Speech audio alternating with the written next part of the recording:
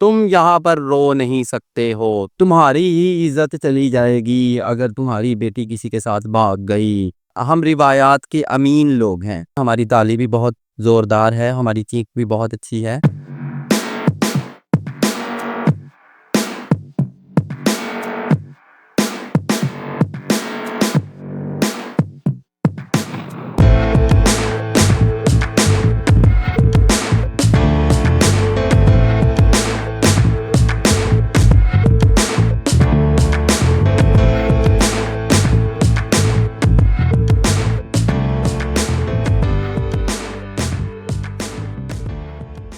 जी, वैसे इतनी अब देखें ना, इतनी ज़्यादा मुश्किलात जो आपने बताई और अभी तो आपने खुल के नहीं बताई कि जो-जो सब हुआ, बहुत चैलेंजेस फेस करना पड़े होंगे, बहुत जगहों पे आपका अपना एतबार, अपना मान और फिर अपनी डिग्निटी हर्ट हुई होगी, ऐसा है? बहुत कुछ टूटता है, बिखरता है, जुड़ता है, सारा कुछ ही है। ये सिर्फ एक ट्रांस के साथ ये नहीं है मामला, ये मैं आपको बताऊँ। हमारी सोसाइटी जो है पैट्रियार्की है, हम ये बात जानते हैं।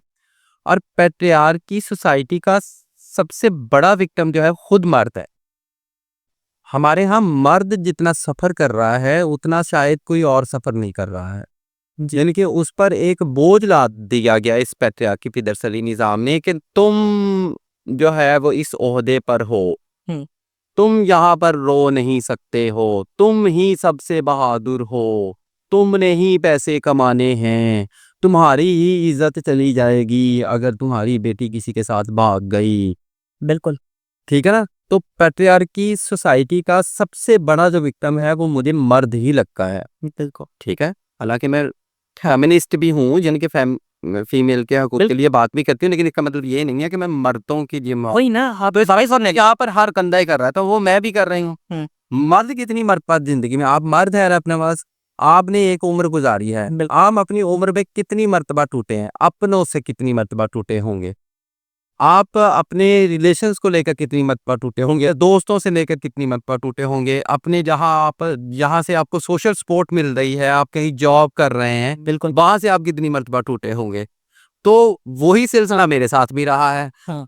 ठीक है ना? लेकिन आपके साथ ये था कि कोई ना कोई खड़ा था, आपका भाई खड़ा था, आपका बाप खड़ा था, कोई ना कोई ऐसा रिश्ता बैकअप में था आपके साथ कि मुझे कुछ कुछ कोई नहीं संभालेगा तो ये है मेरे साथ, इसके गले लग जाऊंगा, सुनना के लिए क्या था। तो मेरे पास ये ऐसा कुछ नहीं था कि मेरे पास कोई वापसी का रास्ता नहीं था कि अगर कहीं से मैं टूटती बिखरती हूँ तो वो खुद ही समेटना पड़ेगा।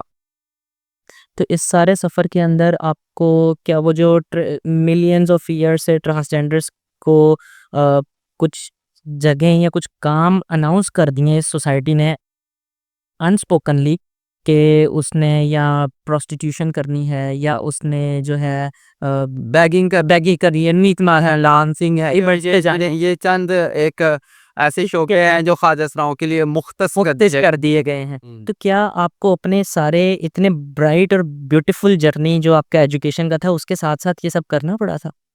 नहीं, मुझे ये सब नहीं करना पड़ा, ना बैगिंग करनी पड़ी, ना सेक्स वर्किंग की तरफ जाना पड़ा और ना ही मुझे जो है वो डांसिंग की तरफ जाना पड़ा, क्योंकि मेरा जो ताल्लुक है वो हिजड़ा कल्चर से है। जी। और हिजड़ा कल्चर के आगे जिनके हमारे ख्वाजा सराओं की बहुत सारी वो हैं कल्चरली इकसाम, हम कह लें उसको, हम जिनके दर्जाबंदी कर सकते हैं। बिल्कुल ठीक। तो मेरा जो ख्वाजा सराओं के जिस कल्चर के साथ या जिस दर्जाबंदी में जिस दर्जे के साथ ताल्लुक था, वहाँ पर एक पूरा मैकेनिज़्म है जो सदियों से चला आ रहा है। हम रिवायात के अमीन लोग हैं। हमने उन सदियों से जो रिवायात चली आ रही थी, जो हमारे बुज़ुर्गों ने बनाई, हम उनकी हिफाज़त करने वाले लोग हैं, या मेरा ताल्लुक उनसे था। तो वहाँ पर ये तरीका राइज था कि ज़रूरी नहीं है कि आप जो है वो बैगिंग करें, ज़रूरी नहीं है आप रक़्स करने के लिए जाएँ, ज़रूर सेक्स वर्किंग का तो दूर दूर तक कोई इरादा नहीं है ना वहाँ पर। सही। सेक्स वर्किंग तो तसव्वुर ही ना करें आप हिजड़ा कल्चर को अगर लेकर, जो आपके घरों में बधाइयाँ लेने के लिए आते हैं, हुँ। जिनके उनके अपने इलाके होते हैं, ये खैर हिजड़ा कल्चर की बातें हैं, ये हमारा आज का मौज़ू भी नहीं है। तो मैं थोड़ा-सा उसको ब्रीफ़ कर देती हूँ, यानी कि जो सदियों से जिसने उसी ख्वाजा सरा ने आपके दादे के साथ टाइम गुज़ारा है, उसके बाद उसका जो चेला है उसने आपके बाप के साथ वक़्त गुज़ारा है, ठीक है ना? उसका जो आगे जो बच्चा है वो अब उसके चेले के साथ वक़्त गुज़ारेगा और उसकी पता है हुँ। कि ये हमारा खुसरा है, इसने हमारे घर आना है, जब हमारे घर बेटा पैदा होना है, कोई खुशी होनी है, ये हमारा खुसरा है, हमारी कमाई में से हमने अपना हिस्सा इस बंदे को देना है। बिल्कुल, बिल्कुल। क्योंकि इसका कोई शौहर नहीं है, इसका कोई भाई नहीं है, इसका कोई बेटा नहीं है, इसकी कोई औलाद नहीं है, इसका कोई सोशल सपोर्ट नहीं है, तो इसके हम भाई हैं, हम इसके बेटे हैं। Sorry for using the words, लेकिन इससे ज़्यादा उनको ये भी होता है कि इनकी दुआ वो ये थोड़ा-सा ना वो प्रॉफिट बिज़नेस खेल सब। ये तो हर जगह ही चलता है, ये तो इसके बदल का तो हम नहीं कह सकते हैं। वो कहते हैं ना कि वो कौन-सा मौलवी तो तस्बीह का भी हिसाब रखता है, हर जो हरदम हिसाब रखता है। अच्छा, ड्रामास के अंदर, फ़िल्म्स के अंदर अब जो है ये कैरेक्टराइज़ेशन करना शुरू की है, ट्रांसजेंडर्स को दिखाना शुरू किया है। और मैं एक चीज़ नोट कर रहा था, 4-5 तरह के टीवी सीरियल्स जो हैं उसके अंदर एक चीज़ मुझे बड़ी बड़ी टच की। वो बाकी सब चीज़ें तो वो दिखा रहे हैं, जिसका जो भी रिसर्च वर्क है, जो भी एक्सपीरियंस है, या जो जो भी माइंडसेट रखता है ट्रांस के बारे में।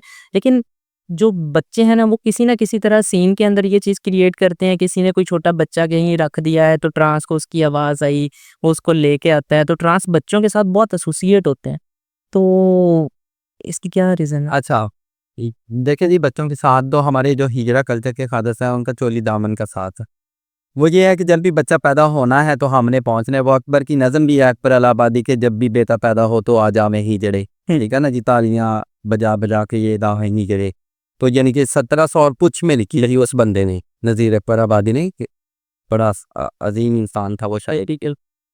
तो बात ये है कि जब चोली दामन का साथ है, पैदाइश जब बच्चा पैदा होगा तो वो तो हम उस पर जाएंगे ही जाएंगे। फिर नरम दिल होते हैं हमारे लोग। हमारे लोग जो हैं वो सरापा मोहब्बत, मैं अपने लोगों की हिजरा कल्चर से या ख्वाजा सरा होने के अलावा भी मैं आपको बताऊं, मैं अपने लोगों की बड़ी फ़ैन। इनमें इतनी पॉजिटिविटी है कि आप कहीं की ईंट कहीं का रोड़ा, भानमती ने कुनबा जोड़ा, वो हिसाब है। कराची से अगर एक ख्वाजा सरा आ गया और मुझे रास्ते में, यहाँ पर आप मेरे साथ लाहौर में निकल जाए बाहर, मुझे अभी मैं मिलती हूँ एक दो ख्वाजा सराओं से, आप देखिएगा कि उनका रवैया मेरे साथ कैसा होगा। हाँ बाजी, कहाँ से आई हो तू? मैं टोबा टेक्सिंग से हूँ, आदत तुझे चाय पानी पिलाऊं? हाँ, मैं 2 दिन अगर उनकी तरफ रहना चाहूंगी तो वो रह लूंगी। क्योंकि हमारे यहाँ क्रिमिनल एक्टिविटीज है ही नहीं कि कोई चोरी करके भाग गया। क्रिमिनल बिहेवियर्स नहीं। हाँ, बिहेवियर्स ही नहीं है। मैं तो कहती हूँ कि ये जो एक हमारा, हमने अपने आप को बिल्ड किया, ये इनके सोसाइटी से अलग तो हुए, लेकिन हमारी इकदार जो थी सोसाइटी से अलग होने का, हमें फ़ायदा भी हो गया। सदियों से जो हम अलग बैठे हुए हैं, हमने एक अपनी दुनिया बसाई। उसमें ये बड़ी खूबसूरत बात हुई कि हमने वो जो इकदार थी ना, उनको वो कायम रह गई। अगर हम सोसाइटी में मर्ज हो जाते तो सारे वैसा ही लगे उनके जैसे ही हो जाते। बिल्कुल, बिल्कुल। तो वो आप मेरे साथ बाहर निकलेंगे तो कई वो होते हैं जो मुझे मिलेंगे, हाँ की हाल चाल आ, किसना की खा पीना वा, आया रहला मेरे को 2 दिन, मैं भी उसको दावत दूंगी, टोबे आई करूँ दसी। इतनी ज़िंदगी गुज़ारी है, कभी मोहब्बत नहीं हुई? मोहब्बतें मुझे मेरा मोहब्बत का जो फ़लसफ़ा है वो बड़ा खूबसूरत भी है, बड़ा अच्छा भी है। मैं उस फ़लसफ़े को ओन भी करती हूँ, किसी का और भी हो सकता है। मेरी मोहब्बत सीमित नहीं है, मेरी मोहब्बत कैद नहीं है किसी एक शख्स तक। मेरी मोहब्बत है कि अगर मैं किसी से भी मोहब्बत करूँगी तो उसके अंदर से मैं पूरी कायनात से मोहब्बत कर सकूँ। यानी कि मुझे एक दरख्त से भी मोहब्बत है, मुझे एक जितनी भी मखलूक़ात खुदा हैं उनसे, और मैं ये समझती हूँ कि स्यारा ज़मीन पर उन सब का उतना ही हक है जितना कि मेरा है। मेरा सिर्फ़ और उनका ये फ़र्क है कि ये मैं बाशऊर हूँ और वो बाशऊर नहीं है, तो इसका मतलब ये है कि वो तो वल्नरेबल हुए ना, हुँ, उनका ज़्यादा हक है मुझसे। कि उनसे मोहब्बत की। हाँ, उनसे मोहब्बत, तो यानी कि अगर मैं किसी भी शख्स से मोहब्बत करती हूँ, तो मैं उस तक बाउंड नहीं हूँ कि मैं इससे मोहब्बत होगी, मुझे रब नवाज़ से मोहब्बत हो गई है तो मैं रब नवाज़ को ही जा ही जाऊँ सारी ज़िंदगी। उसके अलावा खुदा यार, फिराक, विसाल, सारा कुछ इसके साथ ही जुड़ा है, ऐसा नहीं है। खुदा के बिना रब और तख्लीक को देखो ही ना फिर। अगर मैं रब नवाज़ से मोहब्बत करूँगी तो रब नवाज़ के साथ मैं चाहूँगी कि मैं इसका हाथ पकड़ूँ और इसको पकड़कर मैं लेकर जाऊँ जंगलों में, बियाबानों में, समुद्रों में, पहाड़ों पर। ठीक है ना जी? यानी कि उसके साथ में पूरी कायनात से मोहब्बत करूँ अगर मैं उससे मोहब्बत करूँगी तो। फैज़ी ये जो एलजीबीटीज़ हैं मतलब सबसे पहले मैं आपसे क्योंकि LGBTs, lesbian, gays, bisexual and transgenders and here are a lot others, ठीक है? तो ए आई और बहुत सारे हाँ जी, बहुत ऐसे देखिए और बहुत सारे और उसके साथ प्लस भी लगा दिया कि आपकी ये इतनी मोर कमी इतनी अरब नवाज में पास सुने जितनी पेचीदा आपकी नफ्सिया इंसानी नफ्सियात है ना जी, उससे कई गुना ज्यादा पेचीदा मुझे लगती है जिनसी तौजीहात की नफ्सियात। ठीक है ना, यानी कि आप बिल्कुल। जिनसी अगर आप जिनसी तौजीहात पर बात करना चाह रहे हैं या बात कर रहे हैं हम, तो वो तो एक बहुत बड़ा टॉपिक बड़ा टॉपिक है और और उसको बहुत डिटेल डिस्कशन चाहिए। डिटेल डिस्कशन चाहिए और मैं उस लेवल की बंदी भी नहीं। हुँ, यानी कि अगर मैं कहूँ मैं जिनके थोड़ा बहुत जानती होंगी लेकिन मैं उस लेवल तक नहीं जानती। देखिए हर शख्स की मुख्तलिफ सेटिस्फेक्शंस हैं, बिल्कुल है। हर शख्स की मुख्तलिफ फैंटेसीज हैं, हर शख्स की मुख्तलिफ तौजीहात हैं, यानी कि वो एक बहुत पेचीदा मामला है। हुँ। तो बहरहाल आपका एलजीबीटी के मुतल्लिक़ क्या सवाल है? मेरा सिंपल ये सवाल था जो कि एलजीबीटीज़ जो हैं मेरे ख़्याल में ये नेचुरल सेक्स के अलावा जितने भी सेक्स टाइप्स हैं ना उसकी वजह से ये कम्युनिटी बनी, राइट? मतलब स्ट्रेट को निकाल के बाकी सब एलजीबीटीज़ हाँ, ये तो स्टेट तो निकाल के आप जैसे नेचुरल जब आपने कहा तो वो मैं हैरान हुई कि अभी इसको मैं natural way like male and female जो रिप्रोड्यूस कर सकते हैं एक अदर ह्यूमन को। उस सेक्स के अलावा स्टेट की बात कर ले। हाँ, ठीक है, स्ट्रेट के अलावा बाकी सब हैं। माय क्वेश्चन इज़ कि ट्रांसजेंडर जो हैं इनके अला एलजीबीटीज़ में सिर्फ़ ये टी है जो ट्रांसजेंडर्स हैं, इनके अलावा बाकी सब या तो मेल हैं या फीमेल हैं। तो वो अननेचुरल वे के अंदर अगर सेक्स अपील रखते हैं, तो उन्होंने एक अपनी सैटिस्फैक्शन के लिए एजेंडाज़ बनाए। Why transgenders are there in LGBTs? I feel it's sorry to say लेकिन आई फील कि ये एक गाली है ट्रांसजेंडर के लिए कि वो एक बाय नेचुरल पैदा होने वाला इंसान है, उसकी एक अपनी आइडेंटिटी होनी चाहिए। Why you are the part अच्छा ये आपने ना जो क्योंकि चल रहा है हमारे लॉ में भी ट्रांसजेंडर लफ्ज़ ही है मुतजन्नस फर्द जिसका जी, इमाम मानी बनता है। तो वो वैसे ही चल रहा है तो आपने भी मुझे एज़ ए ट्रांस रिकॉग्नाइज़ किया है तो मैंने भी खामोशी से इसको पसंद कर लिया। लेकिन अगर आप मुझसे ये सही मानों में पूछें तो ट्रांसजेंडर जो हैं वो भी मर्द या औरत ही होते हैं। जी, ठीक है ना जी?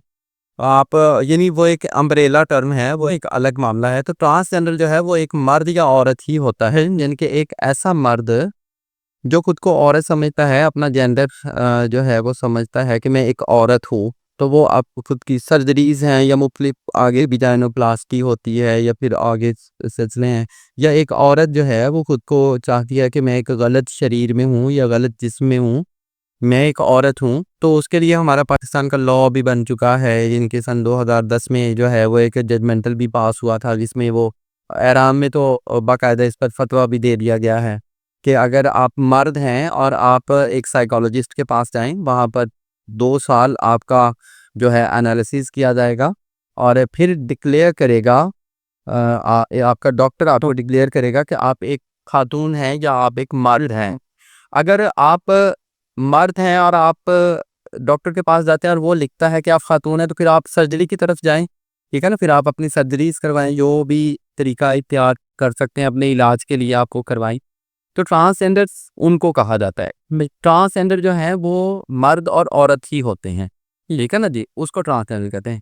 जो आप बात कर रहे हैं कोई पैदाइशी शख्स की जो कि अपने जिनसी आज़ा के साथ पैदा नहीं होता है, तो उसको हम बोलते हैं खुन्सा या फिर हम इंटरसेक्स की इस्तिलाह इस्तेमाल करते हैं। वो उसकी सब आगे कह लें कि ट्रांसजेंडर की सब कैटेगरीज़ आती हैं उसमें।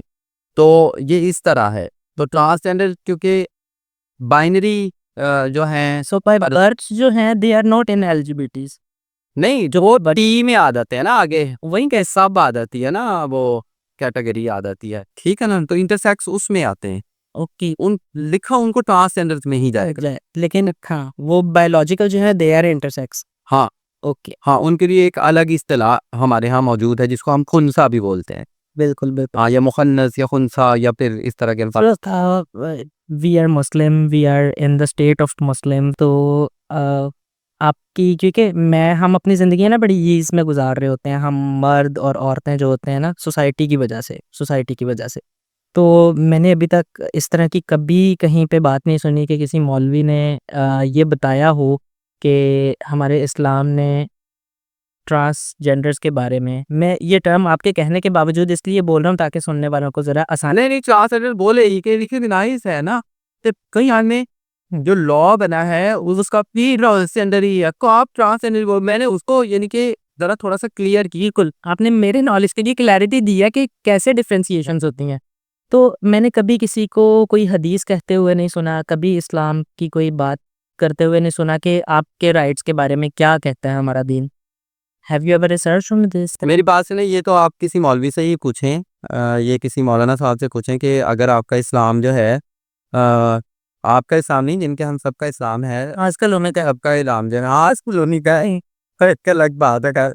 तो वो किसी मौलाना साहब से पूछें कि अगर आपके इस्लाम में आप कोई ऐसी बात है तो आप सामने लेकर आएँ, अगर नहीं है तो उसका जवाब दें कि क्यों नहीं है, उसके मुतल्लिक़ फ़िक ने क्यों कोई बात नहीं की। लेकिन ऐसा एक ऐसा बिल्कुल भी नहीं है, ऐसा हरगिज़ भी नहीं है। मैं आपको बताऊँ, जी, जी। जो हमारी फ़िक है, यानी कि हमारे यहाँ जो फ़िक आम है, 4-5 फ़िक हैं, हमारी फ़िक जाफ़िया है, फ़िक हनफिया है या हम्बली है, या फिर तो वहाँ पर हर फ़कीह जो है, इमाम अबू हनीफ़ा हों, इमाम मालिक हों, इमाम जाफ़र सादिक हों, इमाम अहमद बिन हम्बल हों, या फिर मेरे फ़ेवरेट इमाम शाफ़ई हों, कोई भी हों, तो सब ने पूरे-पूरे चैप्टर्स हैं उनकी किताबों में।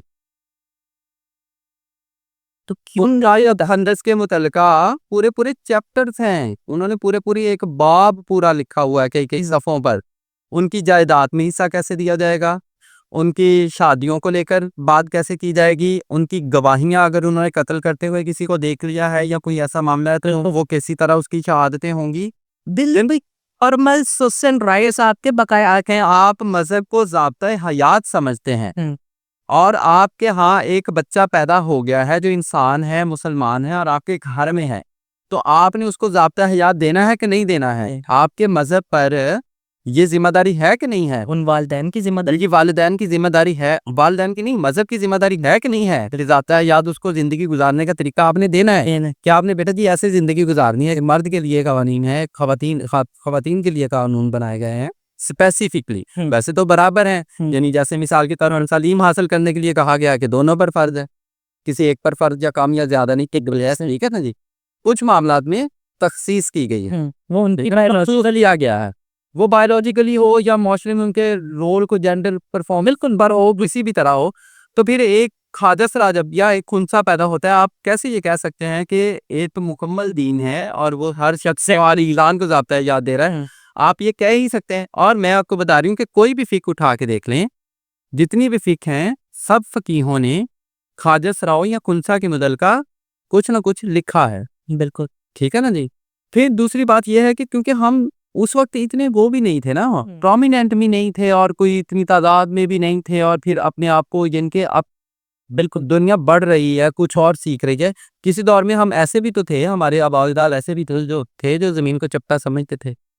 हाँ, यस, ये समझते थे कि ज़मीन साकन है और सूरज के गिर्द घूमती है, या ये बेज़ुवी है। या बैज़ुई है या नहीं है। तो वो फिर बाद में आहिस्ता-आहिस्ता रेवोल्यूशन जैसे आ रहा है बिल्कुल हुई, तो ट्रांस को लेकर भी ऐसे ही है। लेकिन हमारा यहाँ पर बरे-सगीर का जो कल्चर है या हिस्ट्री है, अगर हम यहाँ पर सनातन धर्म देखें या फिर बुद्धा का देखें, तो आधर नारेश्वर का ज़िक्र हमें मिलता है, यानी कि शिव शंकर मिलते हैं, हमें बहुत बड़े अच्छे-अच्छे नाम मिल जाते हैं। यहाँ पर बड़ी रिच हिस्ट्री रही है, तो यहाँ पर मिल जाते हैं, लेकिन अब वहाँ पर ऐसा नहीं था या कम था, लेकिन फिर भी उन्होंने बात की, पूरे-पूरे बाब लिखे हैं। वो हमारे मौलवी पढ़े तो फिर है ना, वो पढ़ते नहीं है ना। यही बात है ना, देखिए ना उस चीज़ से ज़्यादा ज़रूरी कि हाथ यहाँ पे बाँध के नमाज़ पढ़नी है या यहाँ पे, उससे ज़्यादा ज़रूरी है कि इंसान की ज़िंदगी के ऊपर बात करना। देखिए जी, मैं अल्हम्दुलिल्लाह हुँ, मुसलमान हूँ, इस्लाम को फ़ॉलो करती हूँ, बिल्कुल। परफ़ॉर्म करती हूँ इस्लाम के मुताबिक। तो देखें, अब मैंने नमाज़ भी तो पढ़नी है। हुँ, अब मर्द के लिए नमाज के कुछ तरीके, जैसे सजदे में जाना, औरत और तरह सजदे में जाती है, मर्द और तरह सजदे में जाता है, तो अब मैं कैसे जाऊँगी? हुँ, ठीक है ना? तो मैंने एक मुफ्ती साहब से पूछा, खैर बहुत पढ़े लिखे थे, तो जी खुद पढ़ी लिखी थी, अच्छे मुफ्ती के पास गई ना, मैं कि मैंने जो सही है आपको बात बताएगा, कहीं मुझे फ़िल्टर करना तो आ गया ना। हाँ, तो उसने मुझे ये कहा कि उसने कहा कि आप जो परफ़ॉर्म कर रही हैं जेंडर सोसाइटी के अंदर, आपने फीमेल वाला लिबास पहना है, आप फीमेल की तरह खुद को आई गई कहती हैं, मैं चली गई, मैं आ गई, मैं, तो फिर आप कि जो वर्शिप है, जो इबादत हैं, वो भी ख़वातीन के ज़िम्मे में ही करें, ठीक है ना? तो फिर मुझे उनका ये लॉजिक भी ठीक लगा, सही लगा, तो मैंने फिर वही। और ऐसा है क्योंकि और ये उन्होंने मुझे इमामों को हनीफा के जो फ़िक़्ह उठाई, इमाम जाफ़र सादिक से फ़िक़्ह उठाई, वहाँ से उन्होंने मैंने वाक़फ़बंदी थी, रिसर्च वर्क कर रही थी, तो मैं उनसे हवाले माँगे ना कि आप इतनी काबियात दे तो फिर दी। तो बिल्कुल ऐसे है। मैंने भी इसको अब सेकंड इसको करता हूँ कि मैंने भी एक इसी तरह पूछा, मेरे बहुत करीबी हैं जानने वाले, तो उनसे मैंने पूछा, is very close to religion और वो इन चीज़ों को रिसर्च करते रहते हैं। तो उन्होंने भी मुझे एग्ज़ैक्टली बात की थी, कहते बहुत बाकायदा खुली बात की गई है ट्रांसजेंडर्स के बारे में कि इनके अंदर भी दोनों तरह के जेंडर्स होते हैं। जो जेंडर परफ़ॉर्म कर रहा है उसके ऊपर एग्ज़ैक्टली वही सारी चीज़ें हैं। अब एक ट्रांसजेंडर है, वो मेल आइडेंटिटी परफ़ॉर्म कर रहा है, वो मस्जिद में जाके नमाज़ पढ़े। ख़ैर इसके ऊपर तो और भी लंबी डिबेट हो सकती है, या फीमेल्स भी जाके पढ़ती हैं, लेकिन हमारे मुआशरे में नहीं। ख़ैर ये आपकी ऑडियंस है, आप अपनी ऑडियंस को कोई मैसेज देना चाहती हैं तो आप ज़रूर। किस हवाले से ऑडियंस को मैसेज देना? Your audience, whatever you have in your head, whatever you have in your mind, this is your audience. यानी कि अगर तो आप ख्वाजा सराओं के लिए बात करते हैं कि इंडियन एज ए ट्रांसजेंडर रिप्रेजेंटर हूँ यहाँ पर बैठी हुई, तो और मैं इनके लोगों को कोई अगर मशवरा देना चाहूँ या मैं उनको कोई पैगाम देना चाहूँ, तो उसके लिए तो मैं यही दूंगी कि आप हमारे लिए आवाज़ें ना उठाएं, यानी कि हमारे लिए आवाज़ ना उठाएं। कोई बात नहीं, आप नहीं उठाना चाहते हैं, हमारी आवाज़ नहीं बनना चाहते हैं कि हमारे लिए कोई कानून साज़ी की जाए या कोई बेहतर हल निकाला जाए, वो खैर है, वो हम खुद ही काफ़ी हैं। हमारी ताली भी बहुत ज़ोरदार है, हमारी चीख भी बहुत अच्छी है, हमारी आवाज़ भी बड़ी भारी है, हम वो पहुँचा देंगे। बस आप हम पर आवाज़ें कसना बंद कर दें। आवाज़ उठाए नहीं हमारे लिए, लेकिन आवाज़ कसना बंद कर दें, ये मेरा पैगाम होगा। टू बी वेरी ऑनेस्ट, आज का ये पॉडकास्ट जो है, ये सिर्फ़ एक डिस्कशन या एक इन्वेस्टमेंट ऑफ टाइम नहीं था, ये एक आईना है, जो हमारी इख़्लाक़ियात हमारे मुँह पे, हमारे सामने हमें दिखाता है। आज की डिस्कशन इतनी ज़रूरी थी कि हम अपने बच्चों को इस चीज़ की तरबियत दें, हम अपने बच्चों को इस चीज़ का शऊर दें कि हर इंसान इक्वल रिस्पेक्ट रखता है। कभी आप ये सोच के देखें कि अगर आपके घर ट्रांसजेंडर पैदा हो जाता है, आपके घर, तो क्या आप उसको गले से लगाएँगे या गैरत के नाम पे घर से बाहर निकाल देंगे? जहाँ ये आपकी ज़िम्मेदारी है, वहीं ये इस चीज़ का सवाल भी आपसे किया जाएगा। सो आई विश कि आप कमेंट करें और कमेंट में ये लाज़मी बताएं, क्या आप अपने फ्रेंड सर्कल में आप एक ट्रांसजेंडर को ऐड करेंगे? क्या आप अपने बच्चों को ये तरबियत देंगे कि वो इनसे मोहब्बत करें, जो कि मोहब्बत के हकदार हैं? तो इंशाल्लाह नई वीडियो में नए मेहमान के साथ एक नया टैबू तोड़ते हुए हम आपके सामने हाजिर होंगे। तब तक के लिए ये याद रखिएगा, अगर आप अपनी सोच बदलेंगे तो मुआशरा बदलेगा।